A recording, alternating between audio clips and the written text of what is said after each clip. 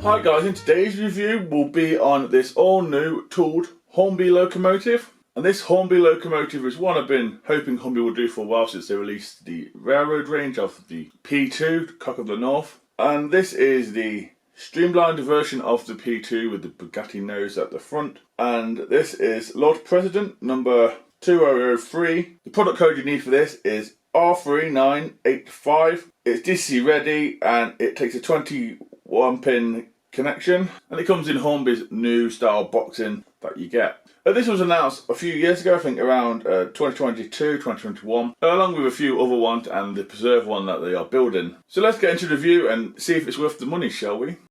Starting off at the detail bag and the instructions, you do get quite a lot of information here. Let's start off with the instructions. The instructions themselves is on a quality piece of paper. It feels really nice. The instructions basically tell you the usual stuff that HORNBY do.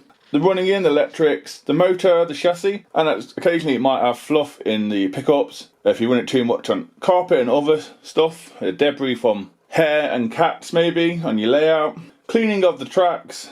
Lubrication, it says it's been lubricated at the factory, but do it every 6 months or every 100 hours of running. It also tells you where to lubricate. It also tells you how to DCC fit it and sound, which is in the tender. How to take off the tender top, I believe, as well, to get into do that sort of stuff. We also have some accessories, which I'll come on to in a minute, and where they go. And then it also tells you about the new coupling assembly that HORNBY have, which we'll also get onto in this review as well. Again, it looks very sturdy and good. We also have the spare service, and any issues you have, please contact HORNBY themselves. Like I said, we do have a detail bag, and this detail bag is quality. HORNBY have upped their game lately of detail bags. It started for me with the 9F, and in this detail bag we get some quality etched names for the loco, and this is Lord President. Again, apply them with a little bit of glue or tack, depending on what you prefer. Personally, I'm not, but that is a quality move from HORNBY. We also have some brake rodding for the locomotive. We have flange wheels for underneath the cab, because this version comes with flangeless wheels. Easily take off, just a screw on the cab, easily done. We also have painted bill and bend as well, quality. We also have left-handed and right-handed guard irons. Drain cocks as well, they have been painted too. And we have a coupling bar and hook, I believe, for the front of this locomotive, and it's all in the detail parts and the instructions of where to add it if you wanted to add it. It's all in there, easily to understand as well.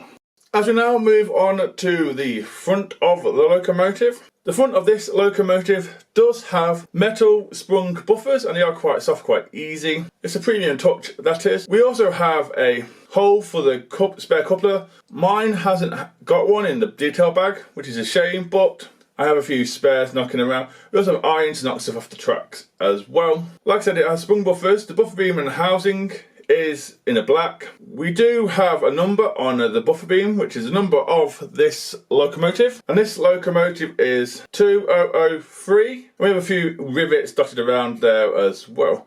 As we move on up, we have the usual suspects. We have 3 lamp irons in the usual places. We also have the streamlined Bugatti style front that HORNBY, if I'm honest with you, have captured pretty well in quite a lot of their streamlined locos like this, like the A4s. So we do have a few moulded on hinges for the smoke box door, which would have pulled down, and then you got the door inside. I'm wondering if HORNBY have modelled that or not, but you can't get in to see. Again, we have a bit of lining dotted around as well. We also have some foot pads or foot plates along the side too, which you can just about see. And then we have a metal whistle at the top, which is great. And then we come to the top bit, which is the double chimney at the top, or blast pipe as they were known. And now as we do a look at the side of this model, again, there's a few differences with this model with either sides. Let's start with the other side. The other side has some small detail underneath the last driving wheel and the cab There's a few bits of detail that's not round here that is round there. If I'm honest with you, I'm not too sure what they are, but it's differences. Then on the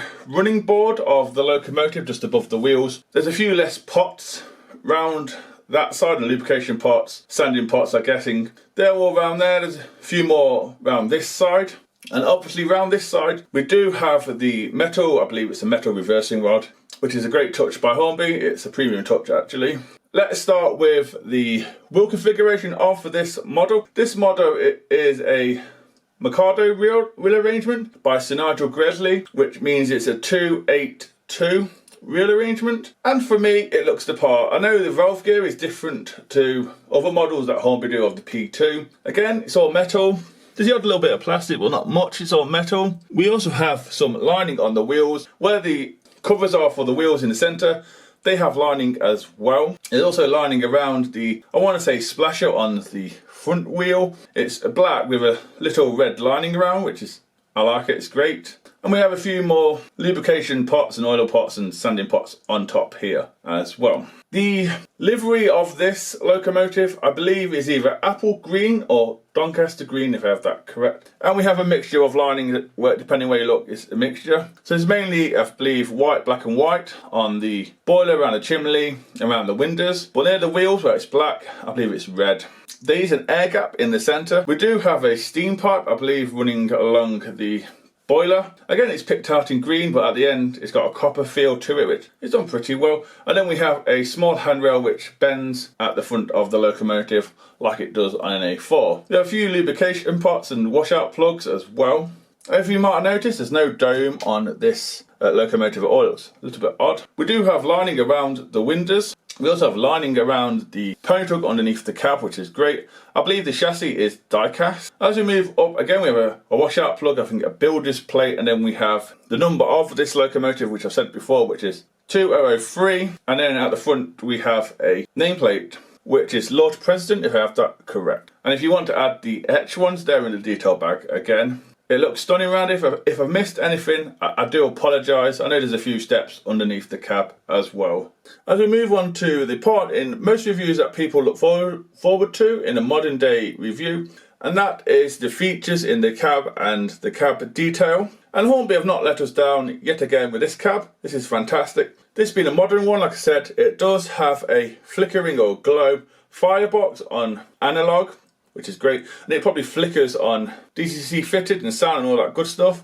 There's nothing about this in the instructions at all, but it's there, which is fantastic. We also have a metal foreplate, which doesn't move by the looks of it, but it's there, it's metal, I believe it's a hetch. It could be a little bit stiff. We have handrails at the side. We also have some doors on cab side. We also have some green seats as well. Everything in here is painted correctly. We have a regulator in silver, I believe. We also have some gold and copper piping. There's no water in the water gauges, but they are painted crisply. We also have a dial in the dials. We have the numbers as well with black writing and the white background. We also have a ledge above the fire to put your tea on if you were a driver or fireman. Again, we do have glazing in this, and the glazing is flush. And I believe we also have wood flooring as well.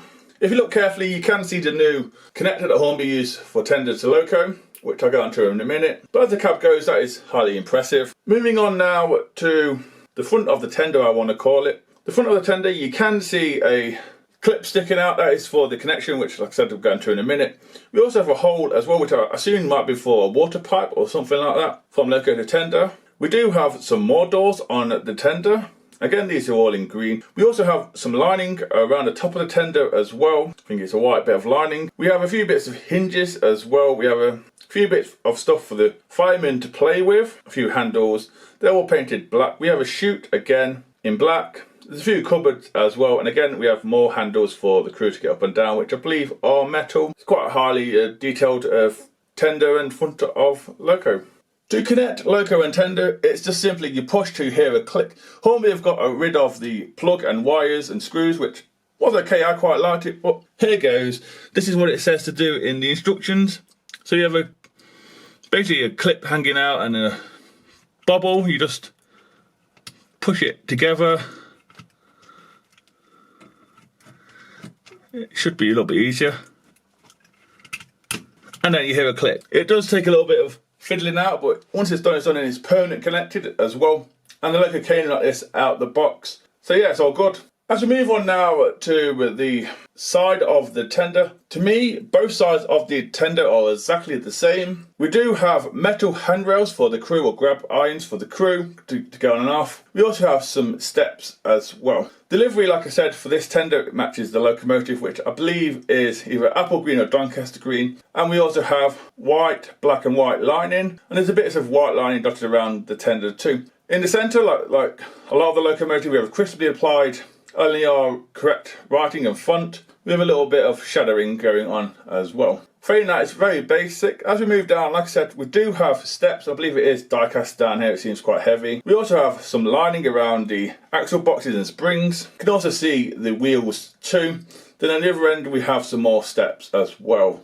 As we move now on to the back of the tender, on the back of the tender we do have a couple already applied. We also have some iron to knock stuff off the tracks as well. We have metal shiny sprung buffers like the front, they are round. We also have the buffer heads in black with a few rivets. The buffer beam itself is in red with a bit of lining. We have, I think, an air pipe or vacuum pipe. We also have a hook already applied. Moving on up, we have a little bit of a ledge, but then we come to the tender. The tender itself at the back is in, like I said, Doncaster apple green. We have at least 3 lamp irons. We have one in the centre of the tender, and I think at the top as well. We also have 3 steps to go up, and we have a handrail as well. We also have some lining around the tender. I believe we have white, black and white, and then I think we have white at the top. There's a few handrails as well at the side too. As we do an aerial view on top of the tender now. On top of the tender we do have a water filler cap, which looks to be separately applied. We also have a half moon thing. Again, I'm not too sure what that is for. The whole of the tender is slightly in the body, so it's more like a streamlined version, I guess. We also have a coal load. The coal load, I believe, is removable. It is loose. I have tried a few times, but I don't want to scratch the model anyway. The coal load itself is fine. The coal load itself is not too big, but not too small. It's totally fine. Then at the end, you can see the chute and the fireman's tools that are there for the water, I guess, and other stuff. As we do an aerial view on top of this locomotive, starting at the usual place, which is the cab roof. The ends of the cab roof where the crew get in and out, they are in a little bit of green. I believe there's a rain ducket as well. As you can see, the cab roof again is in a streamlined version. It's in a V shape. Again, we have lining around that. We also have flush windows as well for the crew. We have metal safety valves. There's 2 of them. We also have 4 vents, 2 in the centre and 2 at either end. They do move, and they are okay. They're not moved too easily like they did on the Princess, but they're fine. You can easily do it, which is great. Like I said, we have the lining as well, and you can see a few handrails as you head down the locomotive. Speaking of heading down the locomotive, again, you can see the boiler banding as well. There's no moulding marks on this as far as I can see. We do have a few rivets in the centre of the boiler, which I believe that's where the dome is. So there's a circle of rivets there, which looks great. Like I said, you can see the handrails and other things as you go down the body. And if you look carefully at the double chimney, you can see through it air sometimes, which is great. And again, you get down the bottom to the buffers and the whistle as well. As we do an underneath look at the loco now, from this angle you can see the wheel configuration a little better, which is a 282. The front pony truck, as I want to call it, does swivel around a bit to make it go around bends. We also have 2 screws under there as well to take off the shell if you wanted to. There's no instructions with mine. We also have 5 screws to take off the base keeper plate, which is great. I believe this comes away pretty easy. There's no wires or anything under there. We do have bearings in there, and we also have copper strips for the pickups. The bearings in there is a fantastic touch. It's a premium touch in there, and the copper strips do the usual jobs that they do. If you want to add the brake rigging, it's in the detail bag along with the wheel set for under the cab. Just take off 1 screw and put it back in, and a small little base plate comes away. Easily done. If you're going to do that, remember you need bigger radius than I think 3 or 4, or just use it as a display piece, which I'd probably do if it was me. And then we get on to the loco and tender connection, but there is also a few other details from this angle you can see as well, which I don't know what they are, sorry. And finally we come to the underneath of the tender. I've already discussed the loco and tender connection previously in the video, which is pretty easy to do. This is an 8-wheel tender. It does have copper pickups on all of the wheels. We also have a water scoop in the centre as well. I believe the brake rigging is already applied to the tender on the outside. You have, I think, 2 or 3 screws to take off the base keep plate of the tender to get to the pickups you want to defluff them. And again, I think there's 4 screws, 2 at the front, 2 at the back to take off the tender top or shell to chip it or have a look inside. That is how you do it. It's a pretty basic underneath look at the tender, but it's there. And at the end, we also have the NEM pocket and coupling as well. So yeah guys, that's it on the tracks. Next up will be a usual points test and second radius test. So here goes, let's get through this, shall we?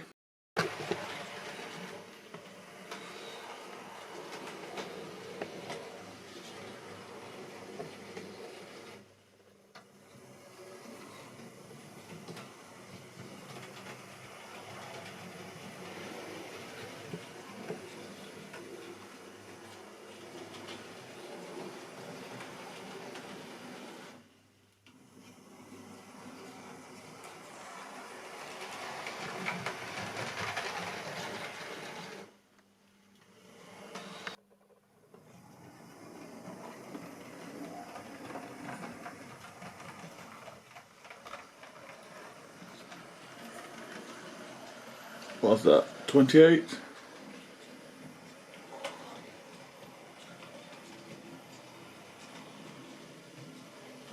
Yeah, the points test wasn't too bad. The second radius was okay on one side of the board, but not the other. It gets slowed right down. Maybe something to do with the pickups or the gauging, who knows. But it still managed it. I wouldn't recommend it personally. Next up will be some slow speed, and I will find it a train to pull. So here goes.